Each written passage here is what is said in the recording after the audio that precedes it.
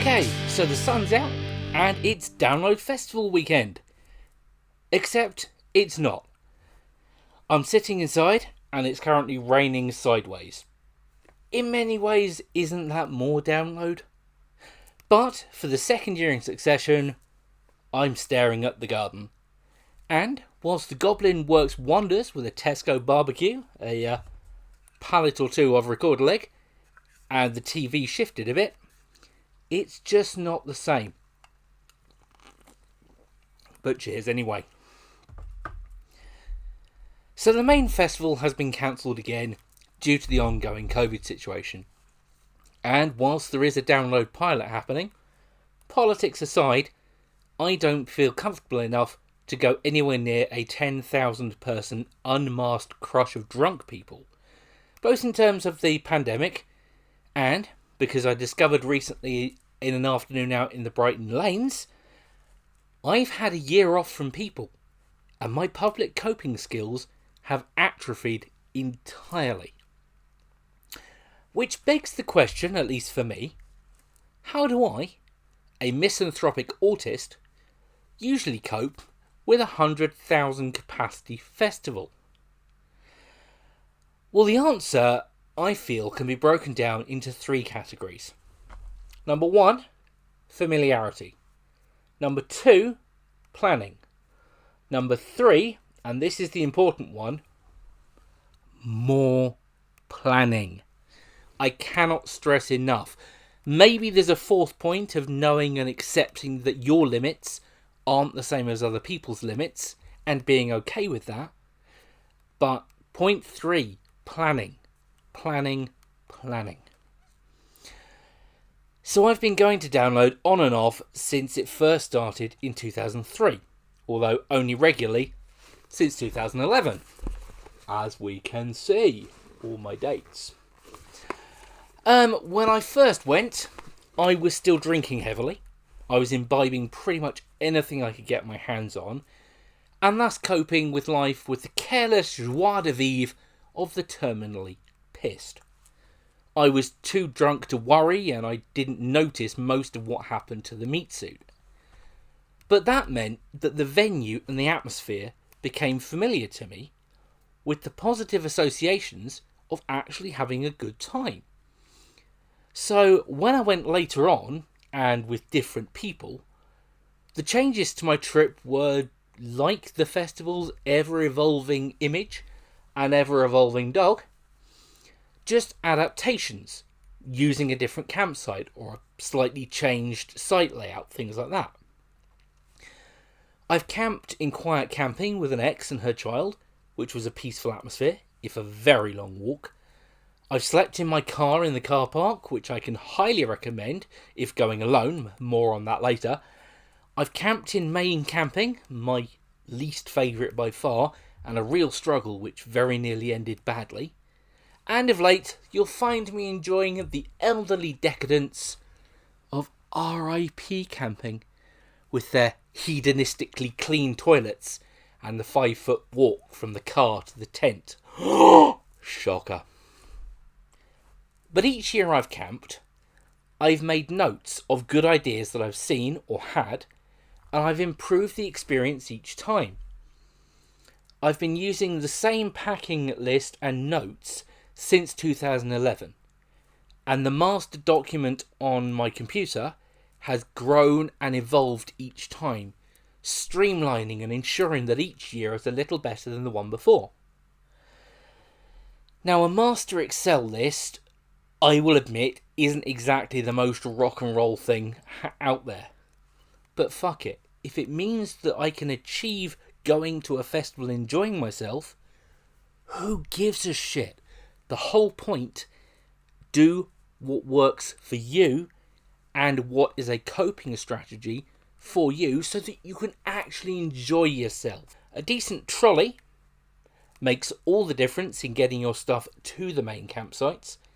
And I've discovered that doing your packing in small lidded plastic crates so that everything's neat, accessible and waterproof is an absolute essential. No more waterlogged clothing in my parties.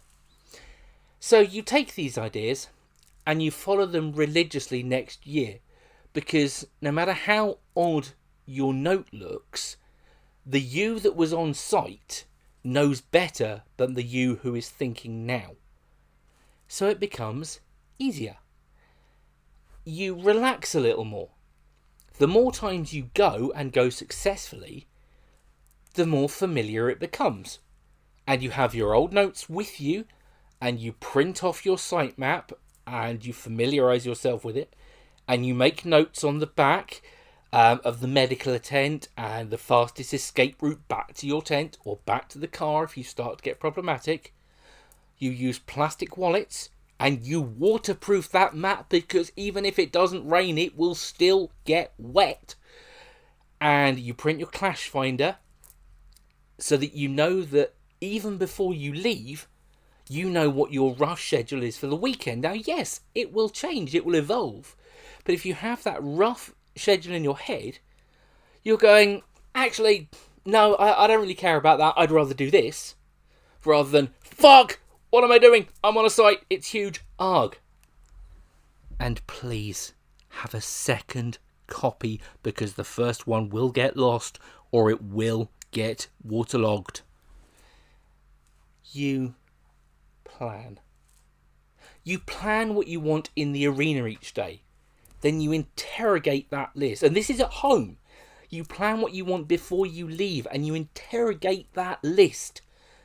And you ask whether you want it because it would be cool, or whether you actually need it. And if you can do without it, it doesn't go in. A waterproof will double as a jumper. You can get collapsible drinks bottles. You don't need to debate your footwear. You need to work out how to make a pair of wellies comfortable for 4 days straight, whilst still being easy to remove when caked in mud and yuck at the end of each day. I swear by these, and I have worn 16-hole steel toe cap DMs, I've worn actual wellies, I've worn walking boots, I've worn sneakers. These fuckers are the best thing to get. You plan. You plan how you're going to carry what you need without fucking your back up on the first day. But also without getting stressed at a big, hot rucksack. Now, after many years of trial and error, I've started using a Molly chest rig. And I'm delighted so far. It has all the comfortable convenience of a rucksack and all the balanced weight without taking out the people behind you.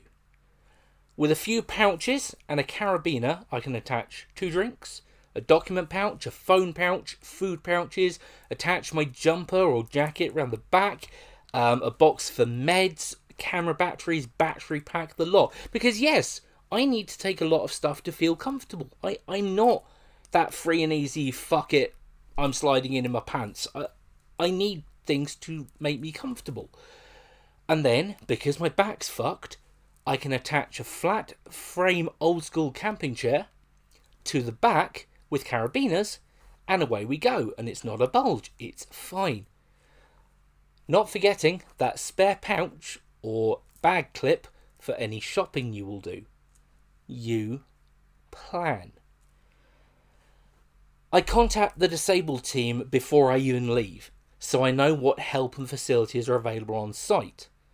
I know where the marshals points and the disabled points are. I make myself known to the medical tent every morning, so that if I turn up non-verbal and freaking the fuck out during the weekend, there is a higher chance that I'll be allowed to sit in the corner and just chill out until I calm down, rather than being turned away or fussed at or looked askance at because they just think I'm wasted. It makes a difference. You plan. You know damn well that there are going to be a lot of people there. That's the point. And you plan. You set meeting points and times so that if you get separated from someone you know, they will be at X point at Y time, so you don't have to worry about it. You will probably not have a good phone signal, and it will be a minor fucking miracle if you have internet. So old school meeting points and times are a must. Over the years, I've worked out the best places from which to watch bands on each stage. The best places for me. Won't be the same for you, but they're what I like.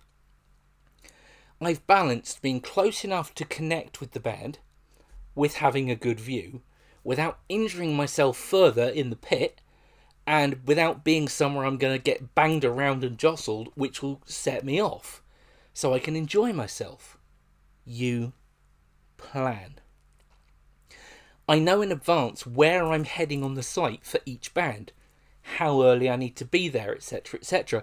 I plan time to wander the stalls and the general atmosphere and soak in what's going on, so that I take it all in and I enjoy it all, but I don't have to rush and I don't worry. You plan to compromise. There are going to be things you will not have time to do. If you're getting tattooed, plan to wait for a whole morning and miss bands. If you want to go to NXT, to the wrestling, and see a whole show, that is a full morning of queuing and sitting. You will miss things. I am a massive wrestling fan, but I sacrifice NXT in favour of being at the festival. You know well in advance that there are going to be a lot of people and a lot of noise. That's the point. So it's not sprung on you. It's not a surprise. In main camping, there will be loud, drunken people all night. That's just what it is, all night. You may set up your camp perfectly with a path to the main thoroughfare, but by Saturday night, there will be tents on every available patch of ground. Someone will break or steal your communal gazebo, and some fucker will, I guarantee you, piss on your tent. If you can't deal with that, and it will happen, don't use main camping. So the year I went alone, I did it as a challenge to myself because I was getting really depressed at my limits, and I'm like, no, I have to do something. What can I manage this? I didn't want to risk main camping alone because I knew it wouldn't happen, and I needed to be able to leave the arena and come home at any point if it was too much. I needed an exit strategy. So I booked 3 days of day tickets. I knew what mates were going, so I arranged to meet them at certain points over the weekend so I wouldn't feel like a total loner. And I took it slowly. My intention, what I did was I drove up on the Thursday night and I just kept in a lay-by at the side of the road. My intention was to leave the car park every night, sleep in a lay-by and go back. But honestly, by the time I got back to the car at midnight on Friday and saw the queues to leave, coupled with knowing I would have to be back there for 7 a.m. to get parked, I decided to chance it and sleep in the car park. I could always just say I'd had too much to drink than intended and I wasn't safe to drive. They can't move you at that point. And it was wonderful. An inflatable double mattress goes beautifully in the back of a Zafira. And no one bothered me all weekend. And yes, using a bin bag for a toilet wasn't the most fun in an emergency, but it's still private in the dark and, needs must. You plan. You plan again. You over-plan. You ask yourself, what if? Before you even leave home. You ask yourself, what if in April? And you take away a lot of the power that worry has over you. Absolutely, it is still a difficult situation into which to put yourself. And you're going to be challenged. And yes, you get jealous of the people at the front wearing just a bin bag and getting pissed. But the question is, would you rather try that, have an awful time, and leave never to return? Or would you like to enjoy what you can within your limits, soak in the atmosphere, and want to do it all again? I've got a friend who didn't plan. She turned up on the Saturday morning, couldn't find a good place to camp. Seriously, if you want a good place to camp, get there Wednesday.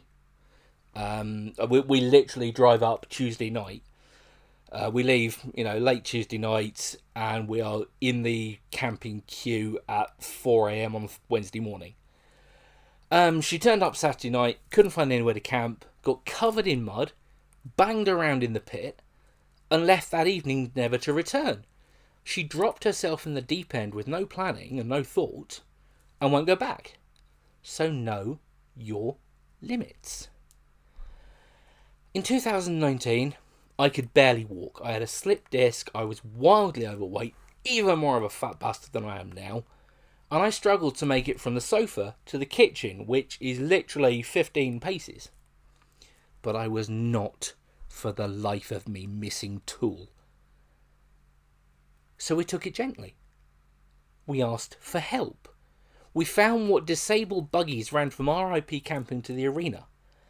I was on 2 walking sticks, and I was sitting in a chair for every set. But I fucking did it. I stayed. I enjoyed myself within my limits. And Tool was as phenomenal and transcendent as I could possibly have hoped. Yes, it absolutely sucked not being as involved as I wanted, but I still had fun. Waterproof trousers and a sight coat from Screwfix are not the last word in festival fashion, but I was dry, warm, and comfortable. Now, a pro tip here: a camping chair with facilities for air circulation on a hot day don't retain water, so you're not sitting in a puddle. I found that one out. I had that idea, did it, and the amount of people the next year going, "Dude, where'd you get your chair?" You plan. And lastly, if you're worried about everyone being loud, drunk and obnoxious, let me tell you a story about 2019.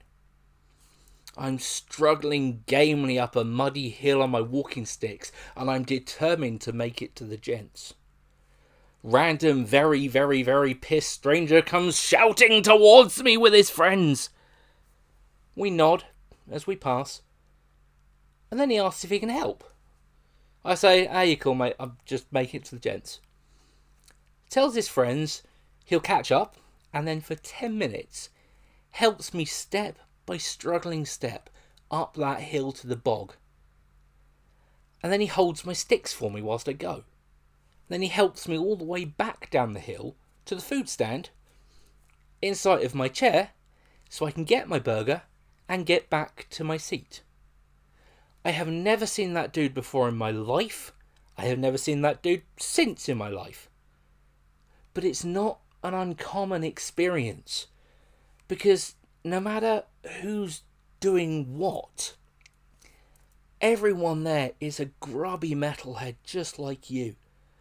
And they're there to have fun and give their demons a bit of exercise. A lot of the alternative community seem to have alternative mental health. So they understand. And they prove what I always say on this channel. Most people there are a little kind, and it makes all the fucking difference. Enjoy download!